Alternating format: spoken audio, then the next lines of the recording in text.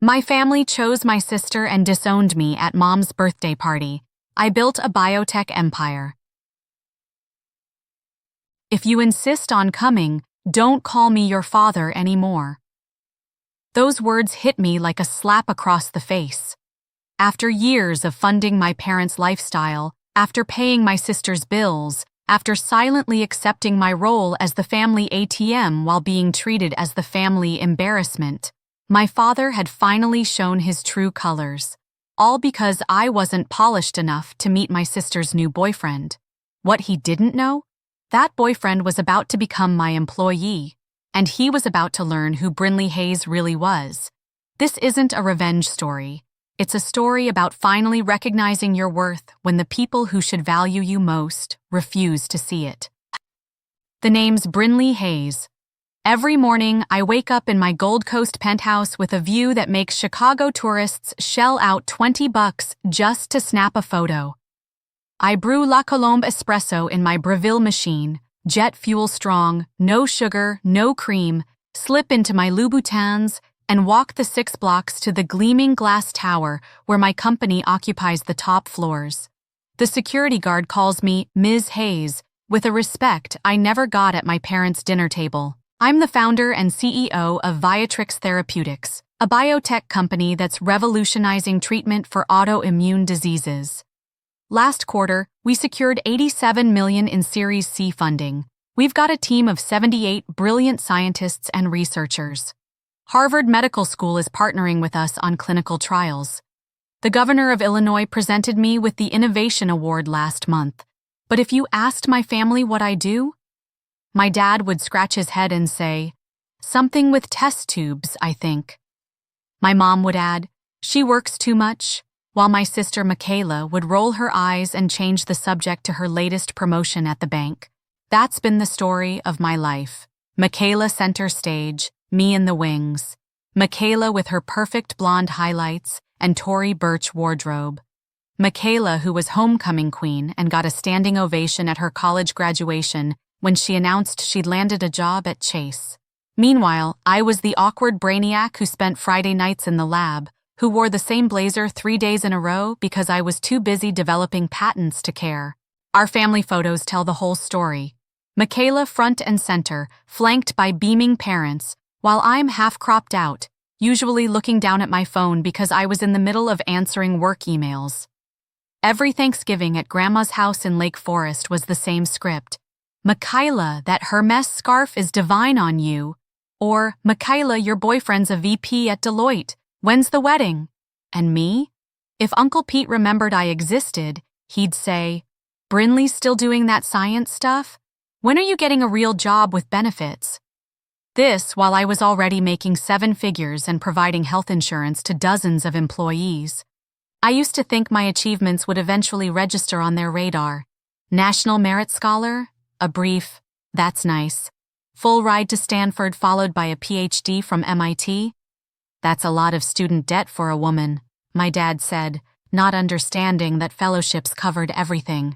When my company secured its first $1 million in seed funding, my mom's response was, "But when will you have time to date?" Everything imploded right before my mom's 60th birthday. I had just closed a massive deal with Pfizer, 72 hours of negotiations in New York that ended with signatures on an 8-figure contract. Despite the exhaustion, I'd arranged to fly home to Lake Forest to help with the birthday preparations.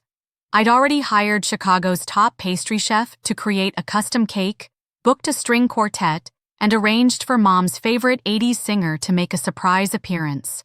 When I called to coordinate final details, my dad answered.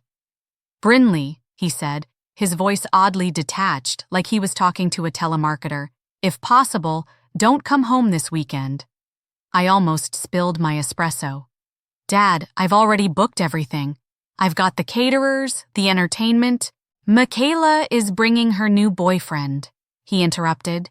"He's the CFO of Northern Trust, Princeton educated, family connections to the Pritzkers. Your work. It's complicated to explain to normal people. You showing up talking about lab rats and molecules would just make things awkward. It's best you stay in the city." the blood drained from my face. "Are you saying I embarrass you? That I shouldn't come to my own mother's birthday because my job isn't impressive enough?" His voice hardened. "If you insist on coming, I don't want you introducing yourself as my daughter." The line went dead. I stood frozen in my kitchen, staring at the confirmation email for the $12,000 birthday surprise I'd arranged. The world tilted on its axis. After 32 years, I finally understood exactly where I stood in my family. Nowhere. I didn't break down. I didn't throw my phone against the wall. I didn't drunk dial my therapist. Instead, I calmly walked to my home office, opened my MacBook, and logged into my Chase private client account. For 3 years, I'd been bankrolling my family's lifestyle: electric bills, property taxes on their Lake Forest mansion, country club dues, insurance premiums, my dad's Audi lease, my mom's emergency shopping fund, and Mackayla's rent for her Gold Coast apartment when she complained her banker's salary wasn't enough for her lifestyle. $6,000 monthly, minimum. When Dad needed a new roof? $16,000, no questions asked. When Mackayla crashed her car after too many mimosas at brunch? $30,000 for a new BMW, paid in full. They never asked if I could afford it, never said thank you. It was expected, like I owed them for the privilege of being the family disappointment. I stared at the transaction history. $218,468 over the past 2 years. Enough for a vacation home in Michigan. Enough to fund another researcher's salary for 3 years. Enough to prove I'd been buying the affection that was freely given to Mackayla. One by one, I canceled every automatic payment. ComEd electricity, $286.73. Lake County Water, $194.22. North Shore Gas, $311.56.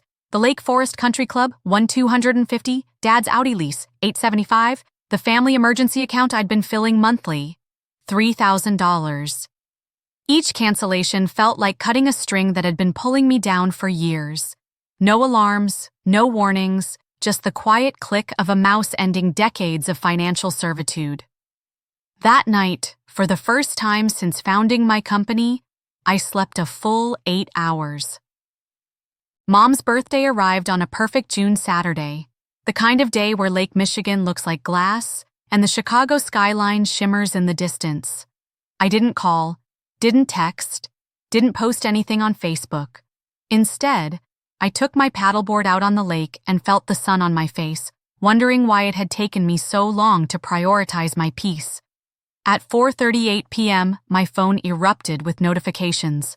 "Mom, Brynlee, the lights just went out and the caterers can't cook. Call ComEd immediately." "Dad, the club just called. Our membership is suspended for non-payment. Fix this now." Mackayla, "OMG, the house is a sauna because the AC went out. My hair is frizzing and Hudson's parents are here. This is humiliating. Do something." Not one message asked how I was or acknowledged the rejection. I was still just the family utility manager. I started typing a response explaining my father's ultimatum, then deleted it. I turned my phone off and poured myself a glass of Camus Cabernet, a bottle I'd been saving for a special occasion. This, my Independence Day, qualified. The next morning, Mackayla left 3 voicemails, each more hysterical than the last. Mom's birthday was a disaster. She cried all night. The ice cream cake melted. Hudson's parents think we're financial train wrecks, and Dad is having chest pains from the stress. How could you do this to us? Just because you're jealous of my relationship. I always knew you were selfish, but this is a whole new level of psycho. I listened, sipped my coffee, and for the first time in my adult life, chose myself. Monday morning, back at Viatrix, I was reviewing acquisition targets when an email from HR popped up. Executive transfer approval required. Standard procedure. I personally signed off on all senior hires. I skimmed the list until a name jumped off the screen. Hudson Montgomery. My coffee mug froze halfway to my lips. Hudson Montgomery, Mackayla's new boyfriend. the Princeton CFO who was too good to be in the same room as a biotech CEO. Currently, CFO of Northern Trust's Wealth Management Division, requesting transfer to Viatrix Therapeutics, pending CEO approval. The universe has a wicked sense of humor. I clicked his resume. Impressive credentials, strong experience in healthcare finance, glowing recommendations. Exactly what we needed for our expansion phase. I could have rejected it out of spite, but that's not how I built a $1.2 billion company. I clicked Approve and forwarded the file to HR with a note. Schedule in-person interview. This wasn't revenge, it was business, but for once, the two aligned perfectly. That evening, my phone lit up with a FaceTime call from Aunt Vivian, my mother's younger sister who'd always snuck me science books as birthday gifts when everyone else gave me makeup and diet books. I hesitated, then answered. Aunt Viv's kitchen appeared on screen, dimly lit by what looked like emergency candles. She looked frazzled.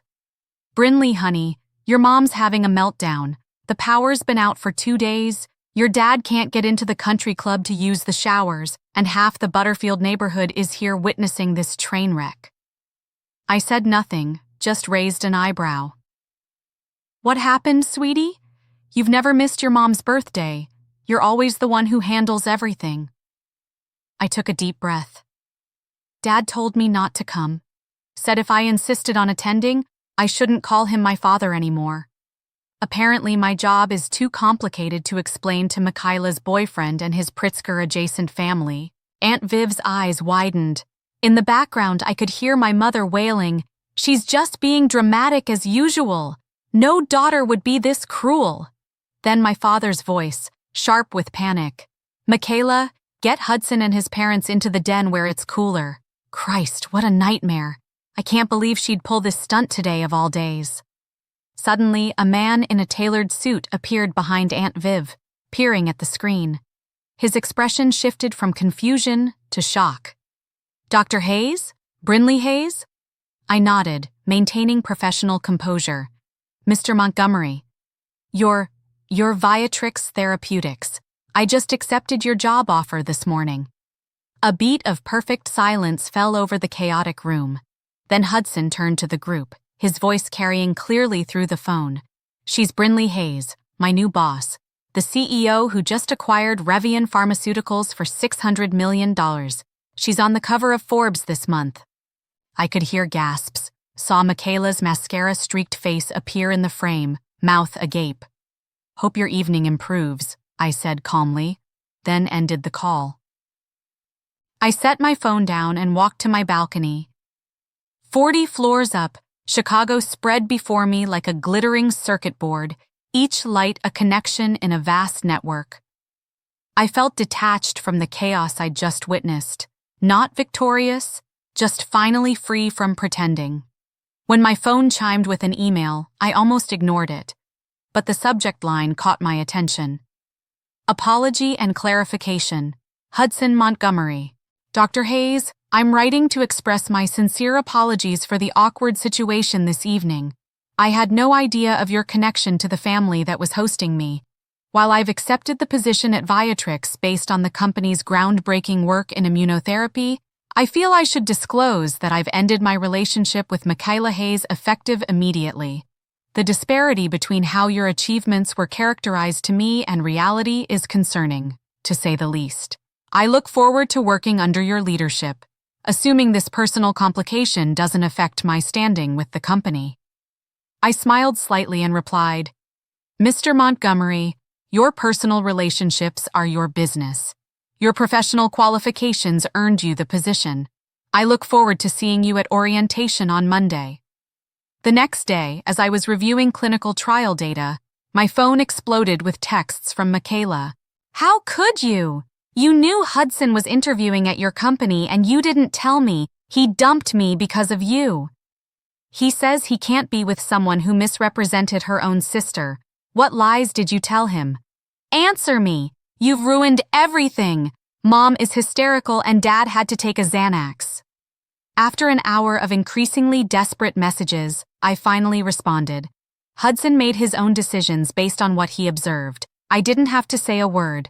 Perhaps this is an opportunity for reflection. She didn't reply, but her Instagram went private an hour later. A week passed. I was in my office reviewing acquisition paperwork when my assistant's voice came through the intercom. Dr. Hayes, your parents are here. They don't have an appointment, but they're insisting on seeing you. I considered having security escort them out. Instead, I said, send them in. They entered like strangers in a foreign country, eyes darting around my corner office with its awards, medical journals featuring our research, and the floor-to-ceiling windows showcasing my success.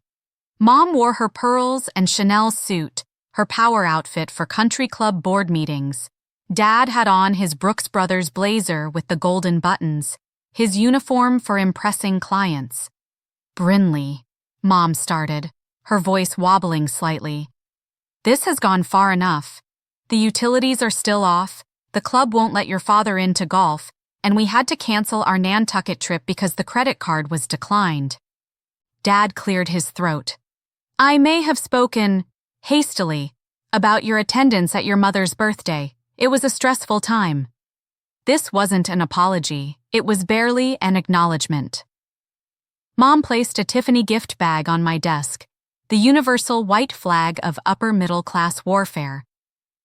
We've been thinking about your situation. You're clearly doing well.